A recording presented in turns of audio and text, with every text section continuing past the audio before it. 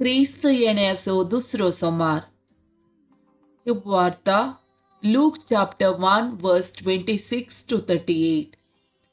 9व्या महिन्यात देवान गब्रिएल दुताक गलिलेच्या नजरेत नावाच्या एक शहरांतल्या एक औंकारिसशी पटयलो. हिका दाविदाच्या घराण्याच्या जुजे नावाच्या एक दादल्या लागीं करार जाल्ले.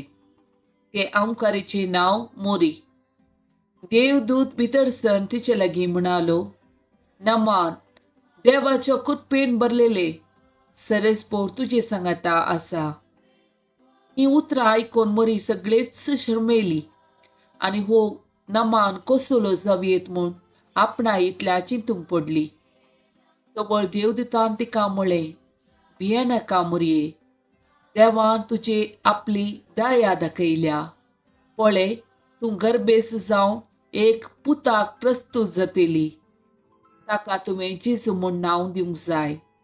तो वर्तो जातलो आनी परमोन्नत देवाचो पूत म्हूण ताका आपयतले. ताच्या पुर्वज बापा दाविदाचे राज्यासन सरस्पोर देव ताका दितलो आनी जाकोबाच्या संततीचेर सदांकाल तो राजवट करतलो आनी ताचे राजवटकेक अंत आसचो ना.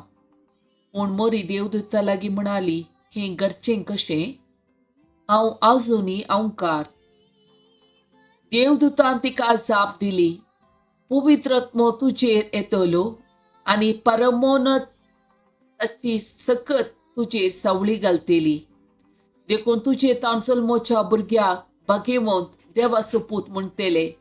आनी पळय, तुजी संबंदीण एलिझाबेथ आपल्या म्हातारे प्रायेर एक पुताक गर्भेस जाल्या आनी वांसटी म्हूण लेखलेले तिका हो 6वो म्हयनो. कित्याक देवाक असाध्य जावचें कसलेंच ना. येदवा मोरयेन म्हळें, पळय, हांव सरस्पराची साकर, तुज्या उतरा प्रमाणे म्हजें तें जावं. तितल्यार देवदूत तिचे सरशिलो गेलो. देवाचें उतार हें. वाकणी तुका क्रिस्ता.